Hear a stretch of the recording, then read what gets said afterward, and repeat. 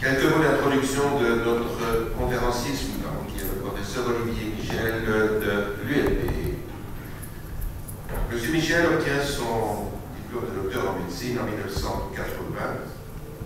En 1985, il est spécialiste en médecine interne.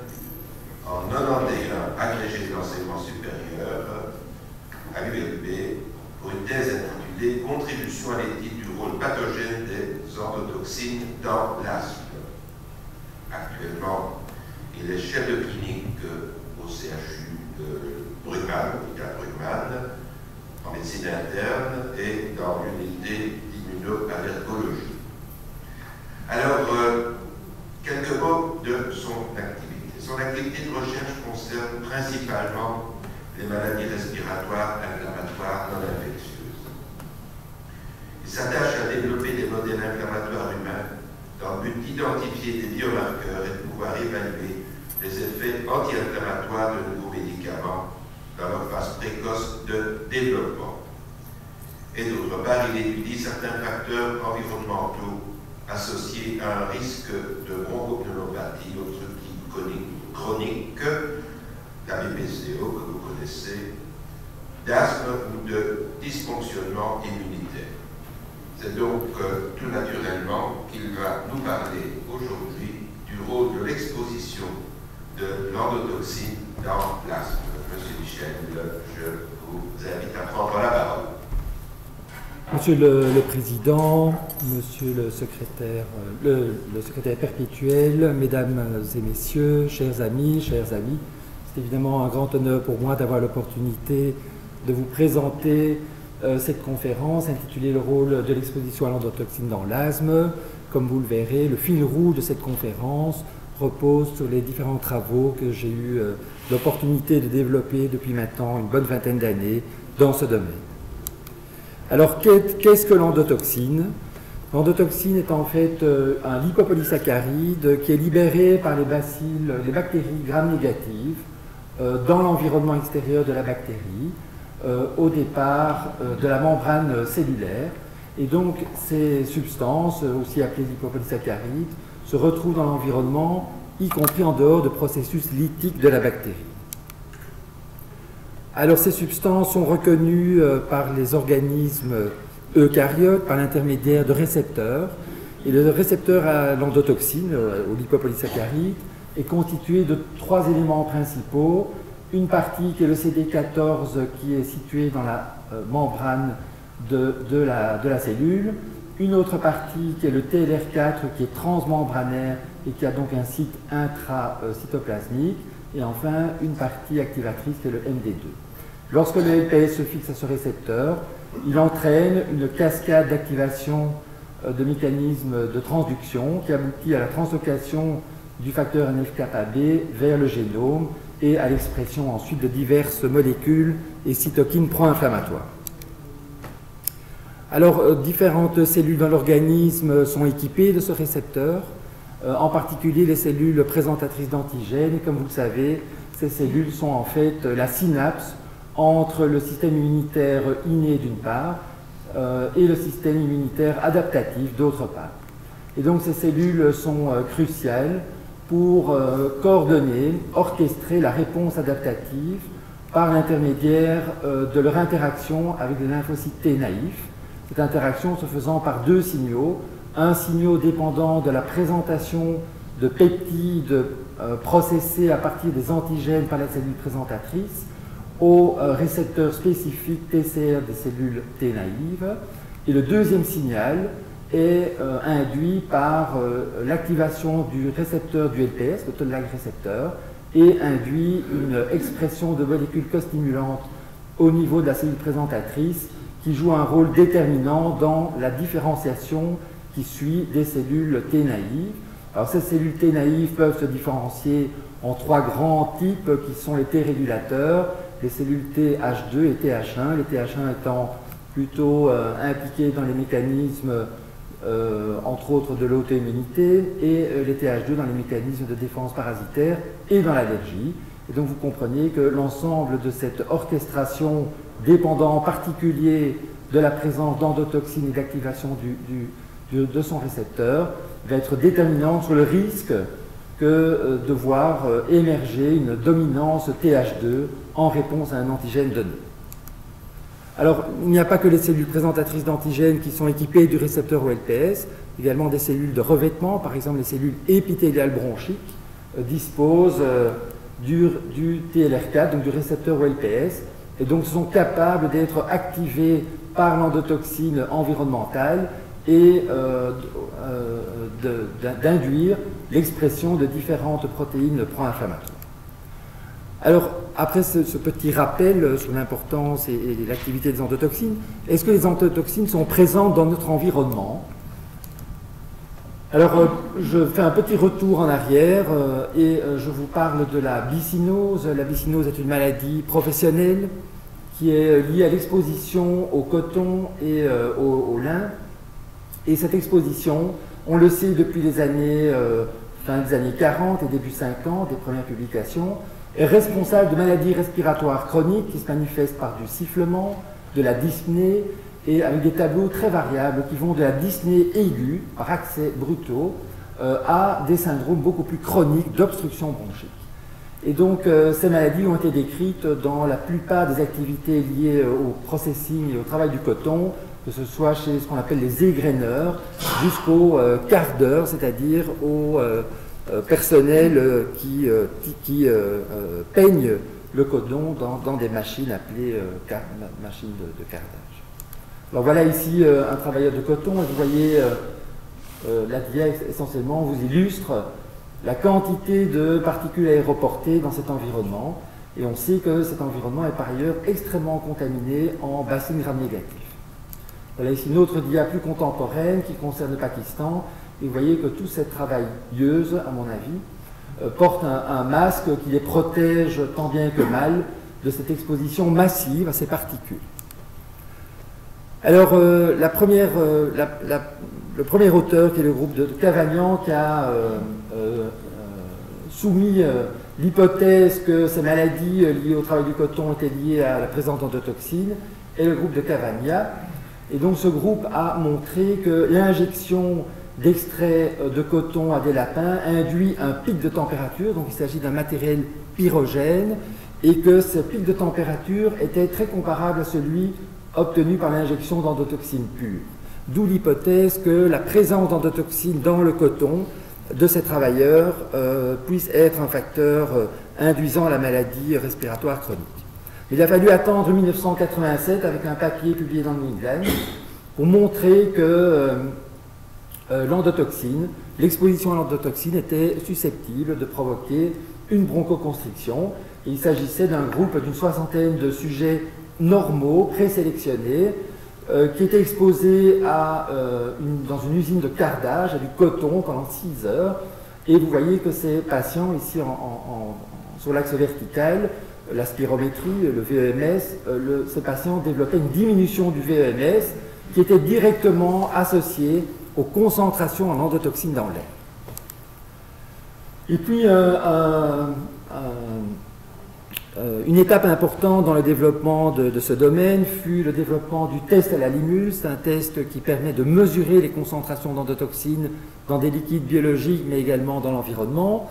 Alors, ce test a été décrit pour la première fois en 1964, et donc il est basé sur les propriétés de, vous voyez ici cet animal, qui est une sorte de crabe ancestral, qui est le Limulus polyphénus, et dont les cellules, les amebocytes, sont extrêmement susceptibles au LPS, lipopolysaccharide, et donc se gélifient en présence de picogrammes d'endotoxines. Et donc basé sur cette propriété de gélification d'un lisa d'amebocytes de Limulus polyphénus, des dosages au LPS ont pu être réalisés de façon beaucoup plus aisée, et aujourd'hui encore, c'est ce type de tests améliorés sur le plan technologique qui sont utilisés pour doser l'endotoxine dans l'environnement. Alors, qu'est-ce qu'il en est en dehors de l'environnement professionnel? Je vous ai parlé du coton. Qu'en est-il finalement dans l'environnement domestique, dans l'habitat? Le premier papier qui a investigué cette question date de 1964, et ces auteurs avaient en fait injecté à des lapins des extraits de poussière commerciale utilisé à l'époque pour faire des tests cutanés et de la désensibilisation, a injecté ces extraits à des lapins et des pics de température étaient apparus, ce qui laissait présager la présence d'endotoxines dans ces extraits. Et quelques années plus tard, en utilisant cette fois-ci le test à la limule, d'autres auteurs ont pu démontrer qu'effectivement, les extraits commerciaux de poussière de maison utilisés en médecine étaient largement contaminés par de l'endotoxine. Il est assez amusant de voir qu'un de ces extraits portait le nom de endodust et était contaminé par plus de 500 000 nanogrammes de LPS par millilitre. Nous en compte de cette littérature, plusieurs groupes se sont intéressés alors à la présence d'endotoxines dans la poussière elle-même, et nous avons été parmi les premiers à publier en 1992 la présence d'endotoxines dans la poussière prélevée dans des habitations bruxelloises ici. Et donc vous voyez ensuite que dans les années 90, de nombreux papiers se sont attachés à mesurer la présence d'endotoxines dans la poussière de maison, avec des taux qui tournaient en Europe autour de 20 à 40 unités endotoxines par milligramme, sachant que 10 unités endotoxines correspondent à peu près 1 nanogramme d'endotoxine. Et vous voyez que plus récemment, je vous en parlerai tout de suite, dans des pays tropicaux comme le Vietnam, on peut rencontrer des concentrations d'endotoxines dans l'habitat extrêmement élevées. Alors, est-ce que toutes les pièces de l'habitat sont contaminées de la même façon? Voilà ici une comparaison de ce qu'on trouve dans une cuisine, enfin dans des cuisines, dans des salons et dans des chambres. Et vous voyez que la cuisine est particulièrement contaminée, probablement parce qu'on y garde des déchets ménagers qui sont des sources bactériennes importantes. Alors l'endotoxine, on la trouve aussi dans la cigarette. Et voilà ici un papier qui a dosé le taux d'endotoxine produit par une cigarette. Et donc on dépasse 100 nanogrammes de LPS par cigarette. Et donc si vous multipliez par 40, c'est-à-dire l'équivalent de 2 paquets de cigarettes par jour, cela correspond à une exposition de 5 microgrammes d'endotoxine inhalée par jour. Et enfin, ça c'est une étude qu'on a fait plus récemment, qui, de façon un petit peu amusante, montre que l'habitant lui-même, l'homme, l'être humain, est une source d'endotoxine dans son habitat. Et là, donc, on a regardé ce qu'il en était des nouveau-nés. Vous pouvez imaginer que des nouveau-nés dans un couffin, dans un lit, soit une source de grammes négatifs d'endotoxine. Et donc, on a dosé l'endotoxine dans des matelas de nouveau-nés avant leur naissance. C'était des aînés, donc ces matelas n'avaient jamais été occupés. Et puis, on a refait les dosages 6 mois après 6 mois d'habitation. Et vous voyez une contamination de plus de 10 fois de concentration en endotoxine dans ces matelas par le nouveau-né lui-même. Et donc c'est également une source d'endotoxine. Alors maintenant que l'on sait que ces endotoxines sont présentes dans l'environnement, ont-elles un rôle en pathologie humaine et en particulier dans l'asthme non professionnel? La première étape a été en fait de voir si l'inhalation d'endotoxines à dose contrôlée induisait une réponse significative chez l'être humain.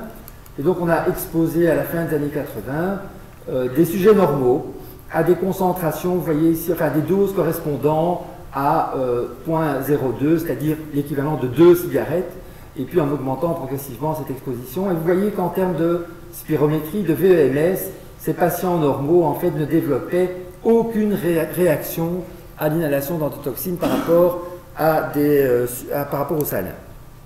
On est donc retourné voir les publications plus anciennes, celles du groupe de Cavagna, et le premier papier qui est disponible date de 1969, et ce groupe avait bien montré que l'inhalation d'endotoxines chez les bronchites chroniques induisait une diminution du VMS, donc une bronchoconstriction significative.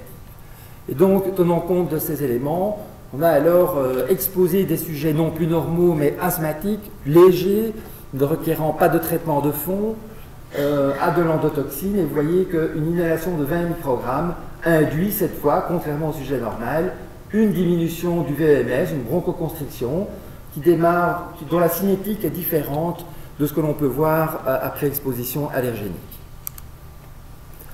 Alors, connaissant maintenant cette réponse physiologique, est-ce qu'elle était associée à une réponse inflammatoire ou pas? Et donc, de nouveau, on a regardé chez des asthmatiques différents paramètres sanguins, marqueurs de stimulation du système inné, par exemple la CRP ou la LPS binding protein, ou la E-sélectine qui est un marqueur des cellules, d'activation des cellules endothéliales. Et donc vous voyez en fait que chez les asthmatiques, effectivement, après exposition contrôlée, on assiste à une expression de ces différents marqueurs 24 heures après l'exposition, et il en est de même au niveau d'une neutrophilie qui est significative après 6 heures. Alors de façon remarquable, ce que l'on voyait aussi, c'est que chez nos sujets normaux qui ne développaient pas de bronchoconstriction, eh bien, en l'absence de cette réponse fonctionnelle, les différents marqueurs se modifiaient de façon très comparable à celle des asthmatiques. On a également dosé d'autres marqueurs, par exemple la CC16, qui est un bon marqueur des cellules de Clara, des cellules épithéliales. Vous voyez également que l'exposition au LPS induit chez nos sujets volontaires sains un pic de cette protéine, reflet de l'activation des cellules épithéliales.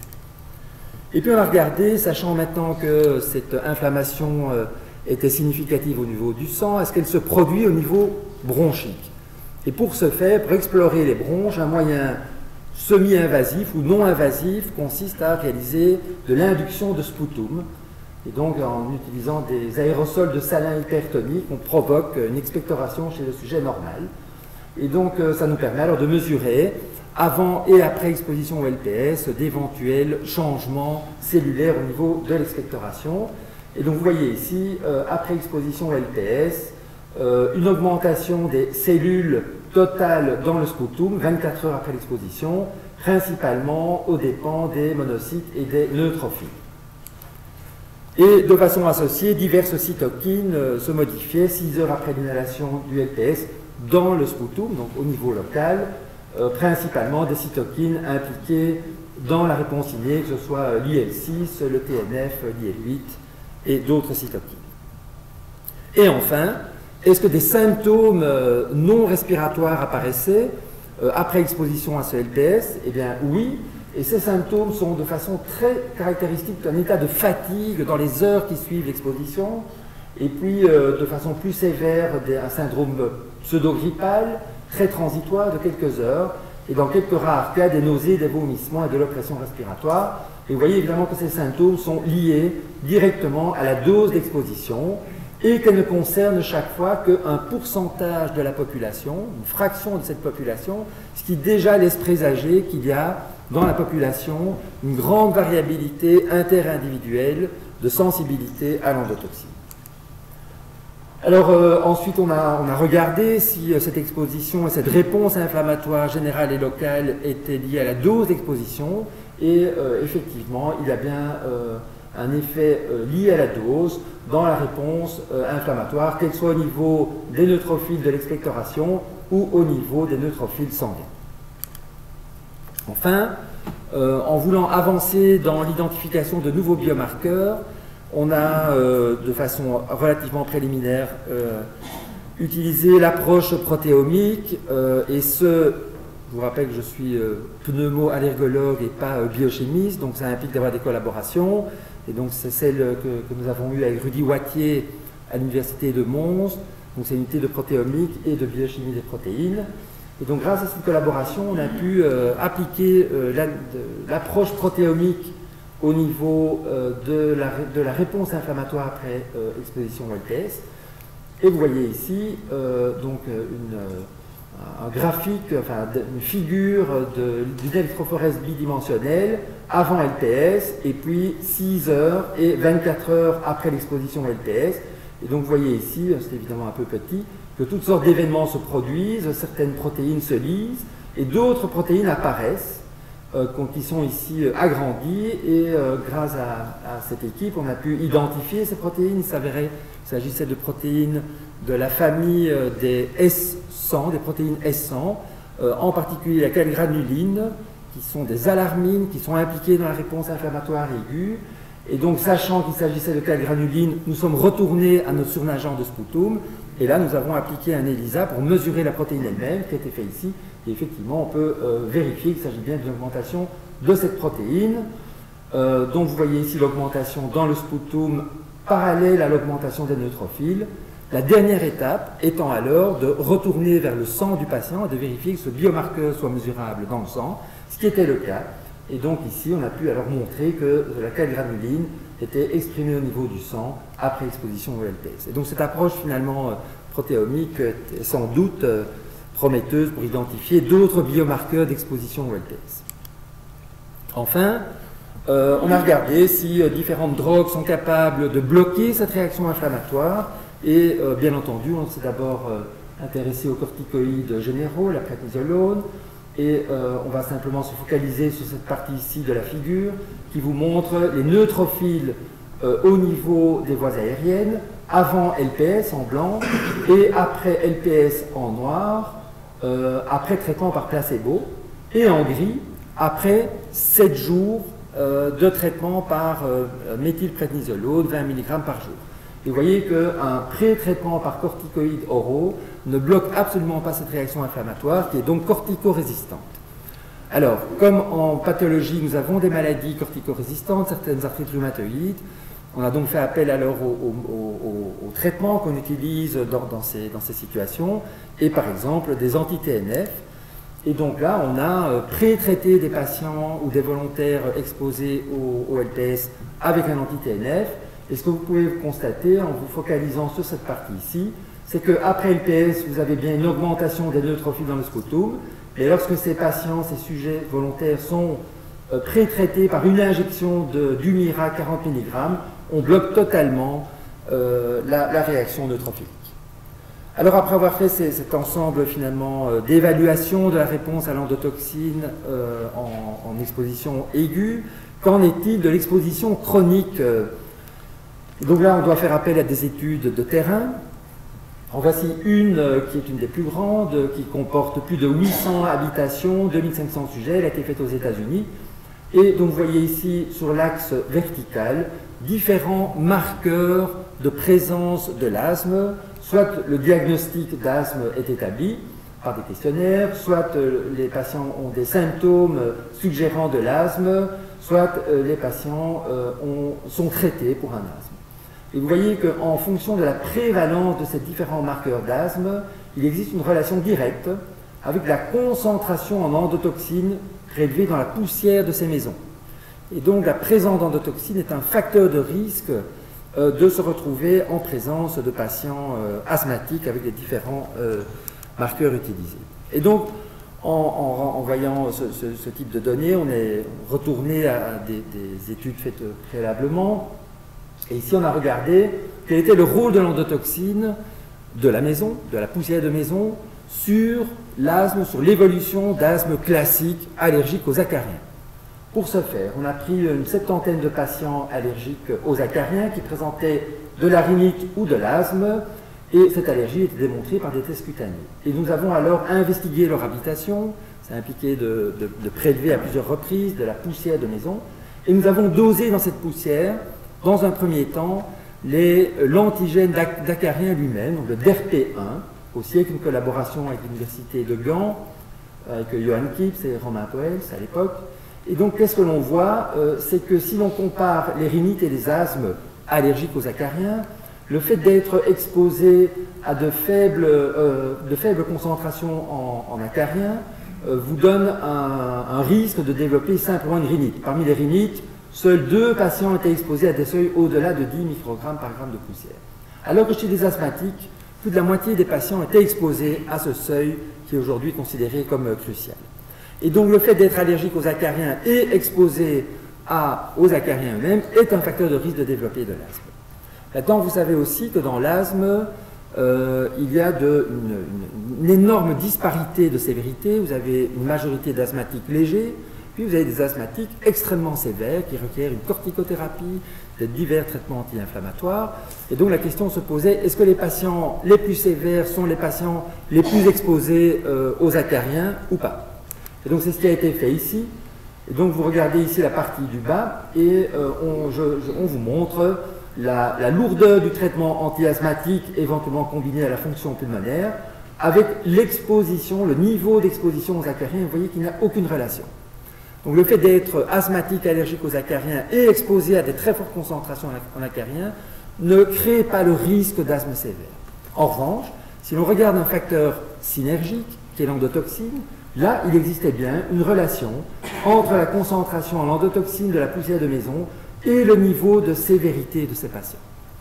En d'autres termes, chez des patients allergiques aux acariens, l'exposition aux acariens est un facteur de risque de développer de l'asthme, mais l'endotoxine est un facteur de risque de développer un asthme sévère parmi ces patients. Alors, dans les années 2000, de nombreuses études ont étudié les relations entre la présence d'endotoxine dans la maison et les risques cliniques.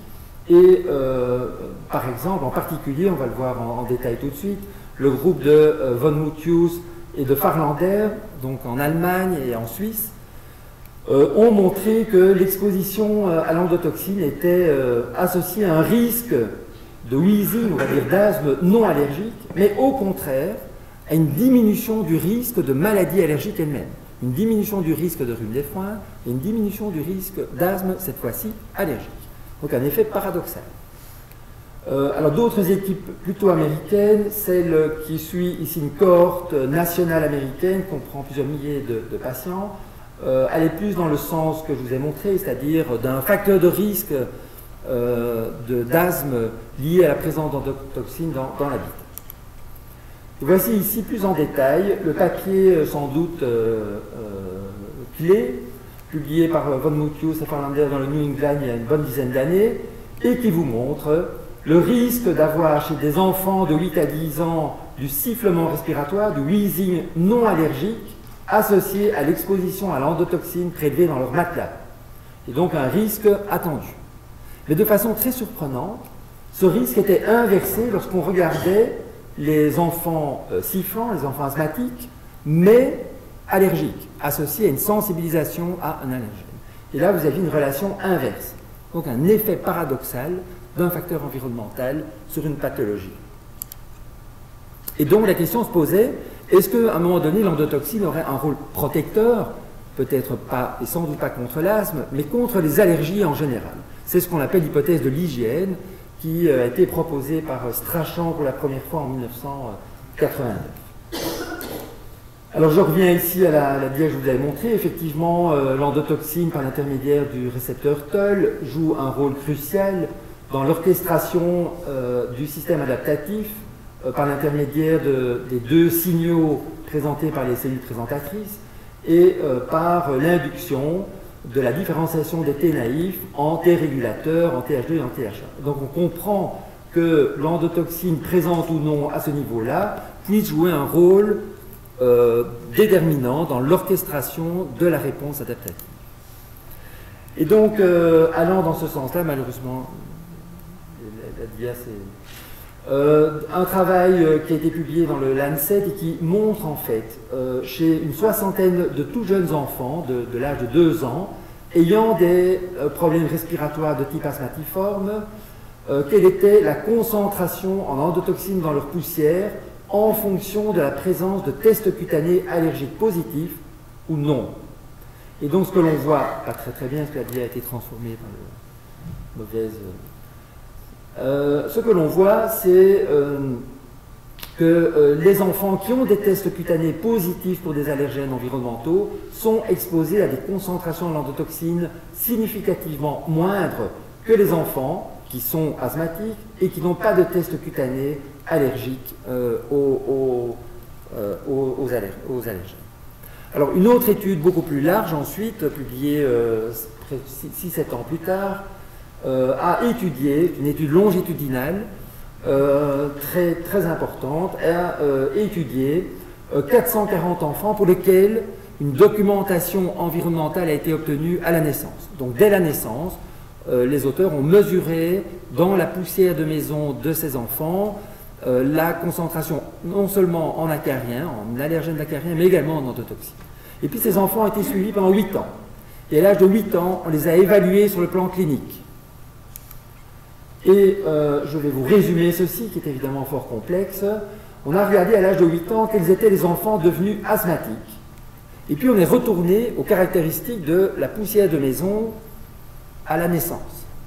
Et qu'est-ce que l'on voit? C'est que les enfants asthmatiques c'est que le risque pour un enfant de devenir asthmatique était directement associé au fait d'avoir été exposé dans la petite enfance à des concentrations élevées en acarien.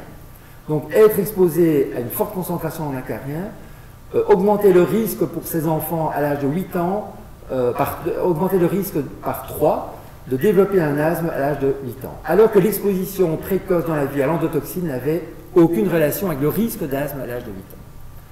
Et puis, ces auteurs ont regardé également ce qu'il en était des rhinites allergiques.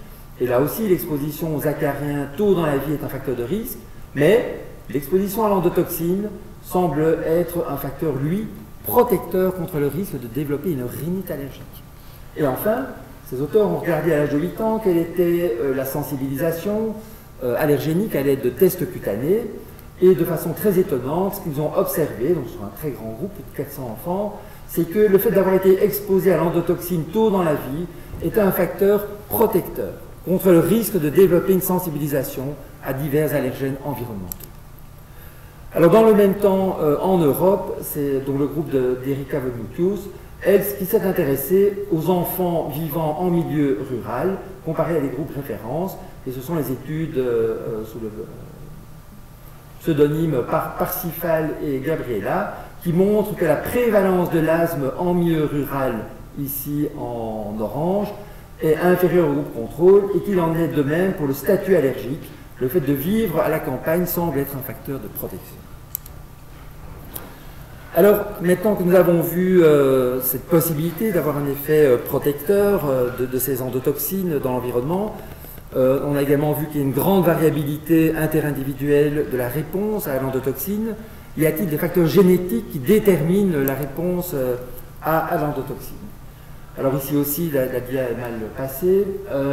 Il y a effectivement une grande variation de la réponse à l'endotoxine, et ça c'est une étude faite par le groupe de David Schwartz, et qui montre la réponse bronchomotrice, bronchoconstrictrice, ici en ordonnée, en fonction de l'exposition à des concentrations élevées en endotoxine. Et vous voyez qu'il y a en fait dans la population un groupe qui ne répond pas à l'endotoxine et un groupe qui par contre développe du bronchospasme. Et donc, basé sur cette première constatation, on a exposé un grand groupe de sujets volontaires à de l'endotoxine, et vous voyez que si on mesure la CRP, à 24 heures, vous avez une énorme disparité dans l'amplitude de la réponse. Et si maintenant vous dessinez cette réponse sur un histogramme, vous voyez que l'histogramme de la réponse CRP à l'inhalation d'endotoxine dans un groupe de sujets sains dessine une distribution bimodale. On a l'impression qu'il y a un groupe important peu réactif et un autre plus réactif. Si l'on retourne maintenant aux récepteurs au LPS, et en particulier au TLR4, on sait qu'il existe de nombreux polymorphismes qui intéressent des nucléotides seuls. Il y en a 44, et que parmi les plus fréquents sont celui qui est situé en position 896. Alors là, de nouveau, grâce à une collaboration, cette fois-ci avec le groupe de Tucson en Arizona, et donc avec Fernando Martinez et Trish Evan, on a pu génotyper notre population ayant répondu plus ou moins à l'inhalation d'endotoxine. Et vous voyez que nous avions trouvé une majorité de patients ayant un polymorphisme en position 896 de type AA, alors que 15% environ étaient âgés, nous n'avions aucun homozygote GG. Et donc on a regardé alors si ce polymorphisme est associé à l'amplitude de la réponse, et c'est bien le cas, puisque le delta de CRP, on va s'intéresser uniquement à cette partie-ci, est associé à la forme AA, alors que les répondeurs plus faibles sont hétérozygotes âgés. Alors, on a également regardé l'autre partie du récepteur, le CD14, et donc un papier avait montré, c'est de nouveau le groupe de Baldini, que le CD14 soluble et le taux de CD14 soluble dans le sang est directement associé à la présence ou non d'un polymorphisme qui intéresse le gène codant pour le CD14. Et donc, c'est une mutation, un polymorphisme en position 159. Et donc, vous voyez en fait que selon que les patients étaient CC ou mutés TT, les taux de CD14 solubles dans le sang étaient largement différents. Et ce qui était très intéressant, c'est que les patients avec des taux élevés en CD14, donc probablement plus répondeurs à l'endotoxine, étaient ceux qui avaient des tests cutanés le moins souvent positifs comparé à l'autre groupe. Et donc c'était finalement un groupe non atopique versus un groupe atopique. Alors basé là-dessus, on a regardé si les différents polymorphismes du CD14 étaient associés à une réponse inflammatoire plus ou moins importante, et la réponse est non. On n'a pas vu d'association de la réponse inflammatoire avec ces polymorphismes du CD14. En revanche, on avait retrouvé pour certains de ces polymorphismes des taux de CD14 solubles plus bas pour certains polymorphismes. Et lorsqu'on exposait ces sujets à de l'endotoxine, eh bien, vous voyez que ces sujets qui, à l'état de base, sont plus bas, sont capables d'exprimer cette protéine s'ils sont exposés à de l'endotoxine. Ce qui permet de faire un lien entre la génétique et l'environnement. Et c'est d'ailleurs ce qu'a proposé ici Fernando Martinez, où il montre bien que finalement, dans le risque de devenir allergique, est inversement associé à la présence d'endotoxines, nous l'avons vu, mais que cette relation est hautement déterminée par différents polymorphismes qui intéressent le récepteur de l'endotoxine. Et par exemple, si vous regardez ici le CD14 avec un polymorphisme qu'on va appeler CC, vous voyez que ce groupe ici est hautement déterminé par l'environnement, alors que les autres groupes de patients sont beaucoup moins liés à la présence ou non d'endotoxines quant au risque de développer la maladie. Je vais terminer cet exposé par une situation particulière qui nous intéresse actuellement, qui est l'utilisation des biomasses comme carburant fossile dans l'habitat. Donc il s'agit en fait de bois, de bouse animale, de charbon, et qui sont utilisés pour la cuisson, pour le chauffage dans l'habitat à travers le monde. Et cette question n'est pas anodine, elle concerne aujourd'hui 3 milliards d'êtres humains qui sont exposés à ces biomasses. Je vous rappelle qu'on estime qu'il y a à peu près 1 milliard de fumeurs de tabac, mais 3 milliards d'habitants exposés à ces fumées. Et donc de quoi s'agit-il? Voilà ici une photo qui a été prise par Isabelle Godin, qui est professeure à l'école de santé publique et qui participe à ce projet. Cette photo a été prise au Laos, proche de la frontière vietnamienne du Nord. Et vous voyez ici le type de cuisson avec une émanation de fumée qui pourrait être particulièrement toxique. Et cette dia-ci, je l'ai prise pour vous montrer que les principales personnes intéressées, c'est bien le bébé et la maman qui vivent dans la maison et qui sont exposés à ces fumées. Alors ces fumées, sur le plan théorique, sont capables d'induire des signaux de danger. Je vous ai parlé de la calgranuline, par exemple, et puis par l'intermédiaire des récepteurs TOL, d'enclencher une réaction inflammatoire innée extrêmement puissante avec des dégâts, en particulier pulmonaires, majeurs. Alors ce que l'on sait aussi, c'est que le tabac n'explique pas toutes les maladies broncho-obstructives dans le monde. On estime qu'il y a environ 20% de bronchopathie obstructive chronique potentiellement mortelle chez des non-fumeurs. Et lorsqu'on regarde les facteurs de risque chez ces non-fumeurs, on retrouve souvent l'exposition à ces fumées d'habitation ou alors des facteurs professionnels dans nos pays. Alors, dans le monde, ces biomasses sont utilisées par les pays les plus pauvres, ceux d'Afrique, ceux d'Asie en particulier, du Sud-Est et particulièrement du Vietnam. C'est la raison pour laquelle on s'est intéressé au Vietnam et on a démarré un projet qui repose sur une collaboration au nord avec l'ULG et au Vietnam avec l'université Pham Ngoc Thach et des collaborations locales qui sont l'hôpital de pneumologie Pham Ngoc Thach et l'université d'industrie ainsi que l'Institut Pasteur. On a équipé localement des dispositifs nécessaires pour investiguer les maladies respiratoires, donc de la spirométrie conventionnelle, de la spirométrie portable. On a implémenté la réalisation de tests cutanés allergéniques. Pour une petite parenthèse, cet hôpital Pham Ngoc Thach est un hôpital de pneumologie qui comprend 600 lits de pneumologie et dans lequel il y a 250 000 patients respiratoires vus chaque année. Ensuite, on s'est intéressé aux habitats, évidemment, qui sont très différents des nôtres.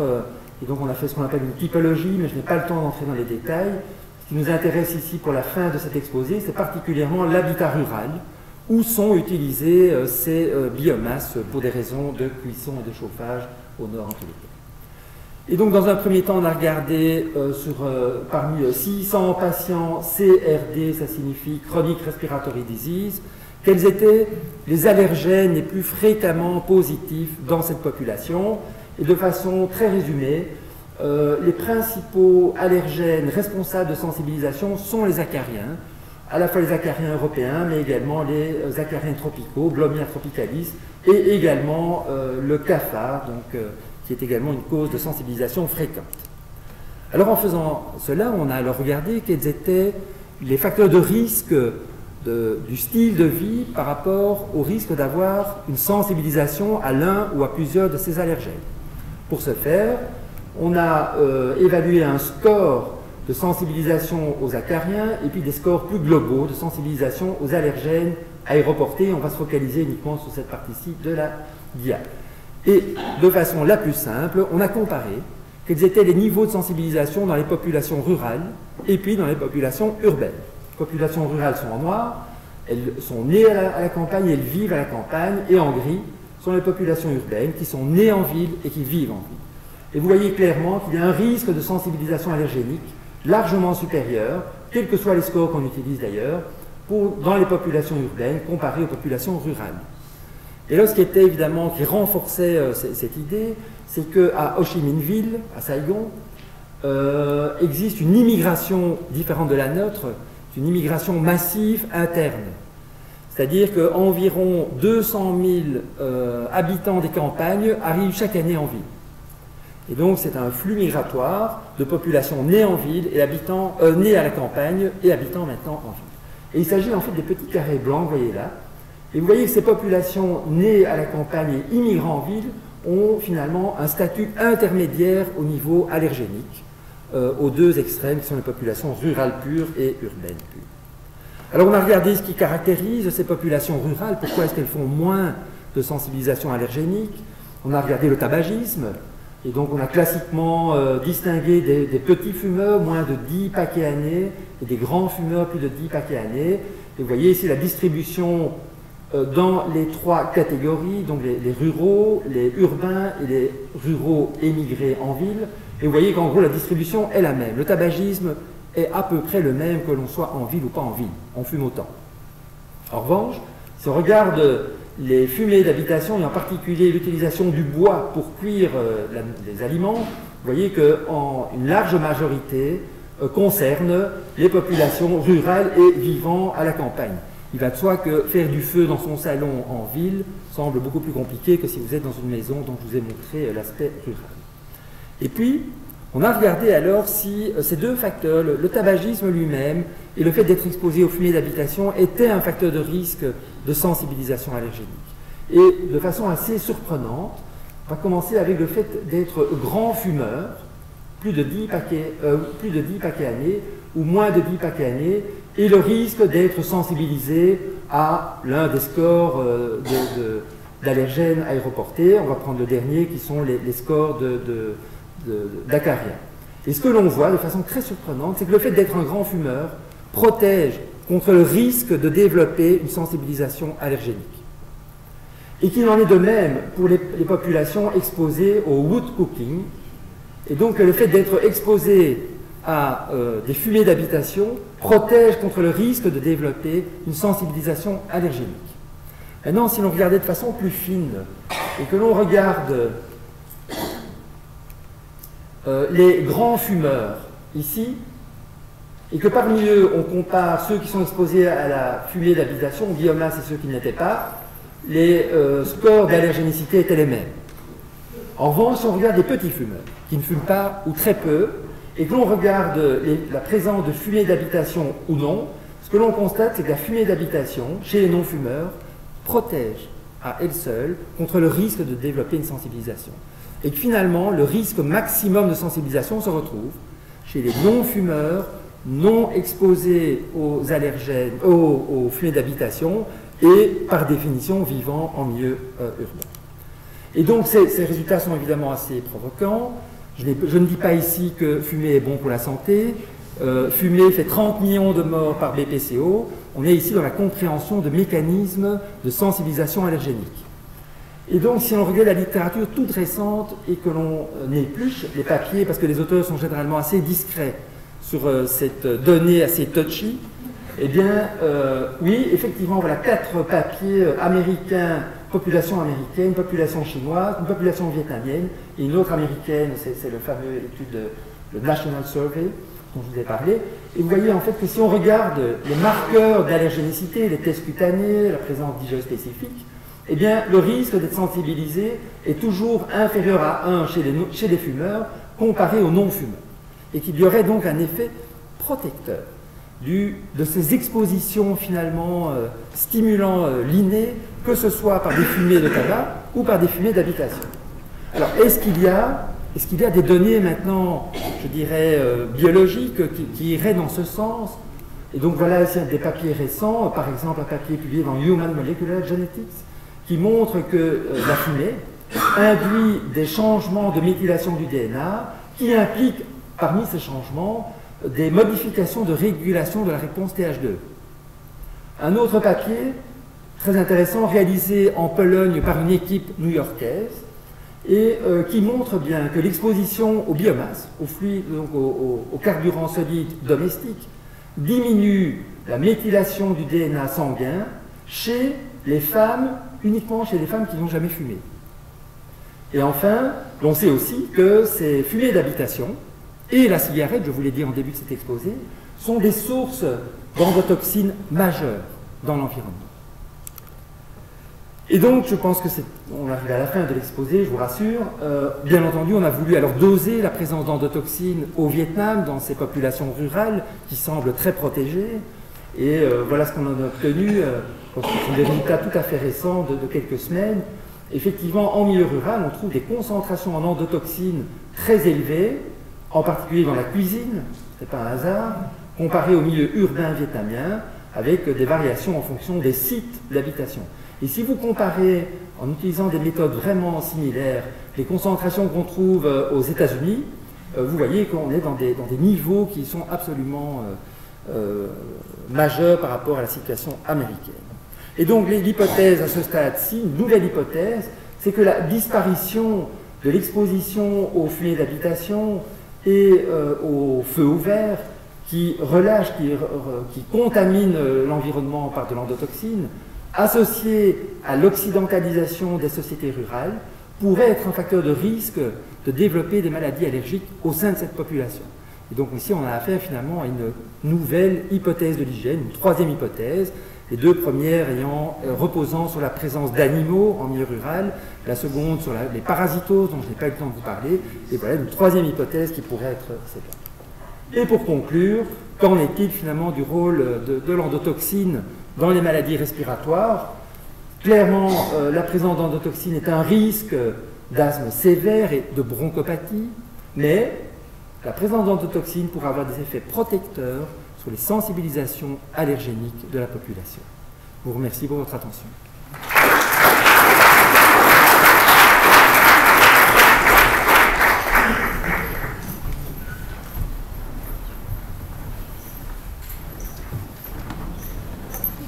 Je vous remercie, M. Michel, pour votre lecture très intéressante. Je passe la parole à Guy Lacombe. Je vous en prie.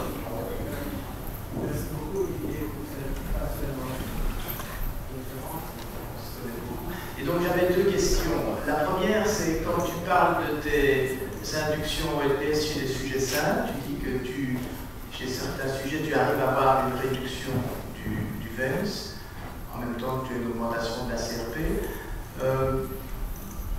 Est-ce que tu as un lien entre la réaction au niveau bronchique, c'est-à-dire la diminution des flux expiratoires, et l'augmentation du taux de CRP?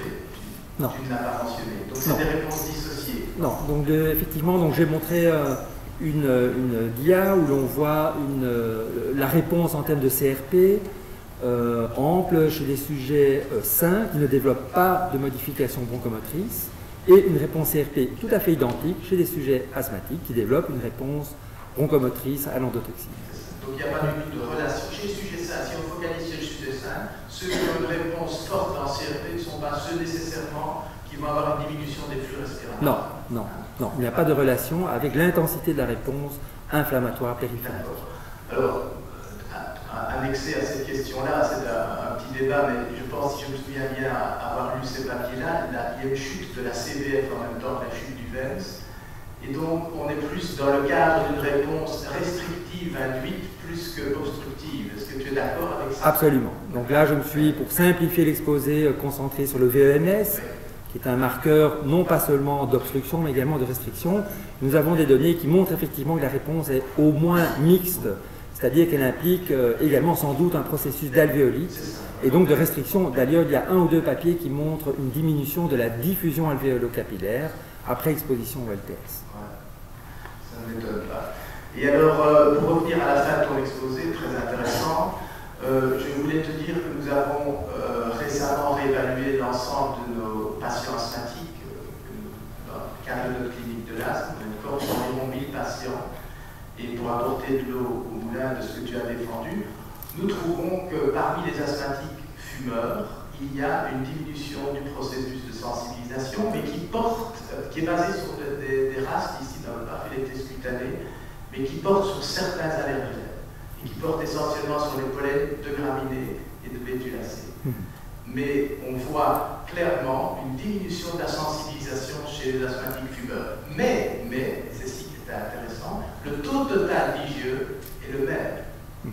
Ce qui me fait penser que le fait de fumer, si effectivement ça réduit le processus de sensibilisation à l'égard des aéroallergènes principaux, classiques de chez nous, n'en demeure pas moins, à mon avis, relativement stimulant sur la production d'IgE totale.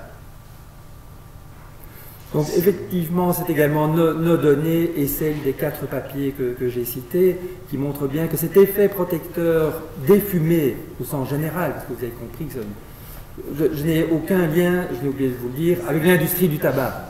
Et par ailleurs, je pense qu'il est moins dangereux d'avoir des tests cutanés positifs que d'avoir une bronchopathie obstructive plus ou moins sévère. Hein. Donc ça, on est bien d'accord, ou un cancer du poumon, ou d'autres maladies cardiovasculaires. Et donc ce que nous avons vu, c'est que cet effet protecteur intéresse effectivement principalement les allergènes aéroportés. On a eu l'occasion de tester une quinzaine d'allergènes alimentaires, on a des patients sensibilisés, et là, il semble bien que cet effet soit beaucoup plus léger, voire non significatif. Donc c'est probablement assez spécifique de certains allergènes, simplement qui sont déposés au niveau de la muqueuse respiratoire et non au niveau de la muqueuse intestinale. Monsieur Casimir. Merci beaucoup pour l'exposé. Alors, tu as beaucoup parlé à la fois des enfants, parce que c'est très important, des expositions, de la muqueuse bronchique et des réactions systémiques quand on fait des challenges à l'endotoxine. Il y a une autre muqueuse absolument fondamentale, qui est la muqueuse digestive, qui est aussi très souvent stimulée, notamment dans des sensibilisations allergéniques. Est-ce qu'on a des notions en fait relatives à l'importance à la fois de l'exposition et des challenges qui peuvent être faits au travers de l'alimentation, c'est-à-dire de l'importance de l'endotoxine finalement que les gens consomment. Et est-ce qu'il existe des éléments relatifs à lors de consommation éventuelle d'aliments très riches en endotoxine sur des potentielles réactions systémiques? Alors c'est évidemment une question difficile. Bon, c'est clair que l'alimentation est contaminée par des bacilles gram-négatifs, donc par de l'endotoxine, que ce bol alimentaire va rejoindre la muqueuse intestinale. Mais je vous rappelle en tous les cas au niveau colique que le côlon héberge plus d'1 kilo de bacilles gram-négatifs, qui correspond sans doute à des milligrammes d'endotoxine. Et je vous rappelle qu'on peut tuer un être humain en injectant en voie intraveineuse 4 à 5 ou 10 microgrammes d'endotoxine. Et donc il y a en fait évidemment une protection fondamentale de la barrière intestinale par rapport au risque d'avoir une translocation d'endotoxine vers le compartiment vasculaire. Ça sera le premier point. Donc vraisemblablement à ce niveau-là, on ne voit pas, je dirais, l'ajout finalement d'une contamination par des endotoxines dans un aliment me semble peu probable quant à un rôle possible. En revanche, au niveau de la partie haute du tube digestif, et en particulier de l'œsophage, nous avons suspecté ça avec plusieurs places volontaires. Il n'est pas exclu qu'à ce niveau-là, au niveau de l'œsophage fort vascularisé, en particulier s'il y a de l'inflammation œsophagienne, de l'œsophagite de reflux, on puisse avoir un certain passage d'endotoxine au moment de la déglutition. et des symptômes de type malaise, température, fatigue d'ailleurs. Ce syndrome de fatigue est vraiment très intéressant par rapport à l'exposition à l'endotoxine. Donc je pense que si on veut regarder l'effet finalement de la contamination d'endotoxines par des aliments, on devra s'intéresser beaucoup plus au tube digestif supérieur qu'au restant du tube digestif. Merci, M. Lespès. Merci beaucoup pour cet excellent exposé. Et faut-il aller si loin au Vietnam pour faire ce type d'études, puisque tu parles de la fumée en global? Y a-t-il une différence entre les asthmatiques bruxellois et les asthmatiques de Charleroi ou de Liège, où là, l'industrie, bien entendu, pollue de manière importante l'air ambiant des villes? Alors, je n'ai pas parlé de la pollution, j'ai parlé des fumées d'habitation et de la fumée de tabac. Donc la pollution, on va dire chimique, est généralement considérée comme un faible risque, ou même pas de risque du tout, d'induire des sensibilisations dans une population donnée, hormis le cas particulier des particules de diesel. Et donc on s'intéresse ici vraiment aux fumées d'habitation et aux fumées de tabac, qui ont la caractéristique finalement d'être à l'origine des sources biologiques, et donc d'être contaminées par des molécules biologiques, on n'est pas dans du chimique, et en particulier par l'endotoxine, et probablement par d'autres molécules microbiennes, ce qu'on appelle les MAMP ou les PAMP. Donc les MAMP, ce sont les Microbial Associated Molecular Patterns, et les PAMP, c'est l'équivalent en pathogène. Donc tous ces germes qui nous entourent libèrent toutes sortes de toxines. On connaît très bien l'endotoxine, mais il y a d'autres agents bactériens et microbiens en sens général qui pourraient également jouer un rôle. Et donc on n'est pas tout à fait dans la même type de pollution que celle qu'on va trouver à Charleroi. En revanche, les populations des années, de la première moitié du XXe siècle, qui dans nos pays utilisaient encore du bois, voire du charbon ou des carburants fossiles, on sait que cette population n'a pas été touchée par l'épidémie de maladies allergiques.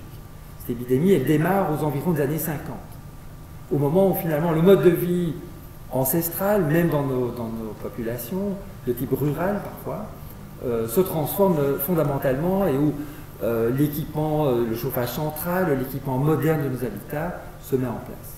Donc là, on ne peut pas exclure que finalement cette mutation finalement de société nous ait nous aussi touchés, mais un siècle auparavant par rapport à un pays comme le Vietnam, qui est un pays en développement économique majeur et donc en mutation ultra rapide sur le plan de l'habitat. Merci, oui. Merci, question. Merci beaucoup. J'ai trouvé très intéressant le traitement par anti-TNF-alpha-Lumira en cas de corticorésistance. Combien de patients vous avez traités? Quelle époque vous avez... Donc ici, il s'agit d'un modèle. Donc il ne s'agissait pas de patients, mais de volontaires. Et donc il y avait 10 ou 12 sujets volontaires chez qui on a pu bloquer la réponse neutrophilique par l'injection préalable d'une dose du MIRA en l'occurrence. C'est vrai qu'il y a une littérature sur l'intérêt des anti-TNF dans la BPCO et dans l'asthme grave.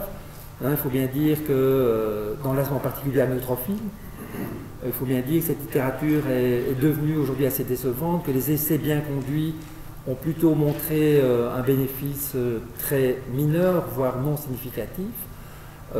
Mais voilà, je pense qu'ici, je me focalisais principalement sur l'intérêt du modèle lui-même. Merci beaucoup, M. Michel, je vous remercie pour votre lecture passionnante. Merci, M. le Président.